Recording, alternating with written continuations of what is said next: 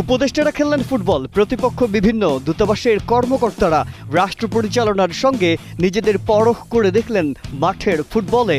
জয়ও পেয়েছেন অ্যাডভাইজার্স। ডিপ্লোম্যাটসদের প্রীতি ম্যাচ গড়াল জাতীয় স্টেডিয়ামে। ডিপ্লোম্যাটসদের 1-0 গোলে হারিয়ে বাসার পথ দেখিয়ে দিল উপদেষ্টারা।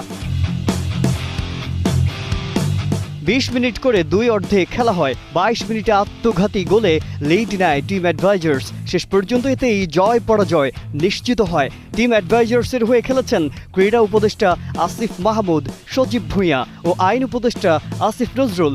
এই দলে খেলেছেন বাফুফের সভাপতি তাবিথ আউয়ালও।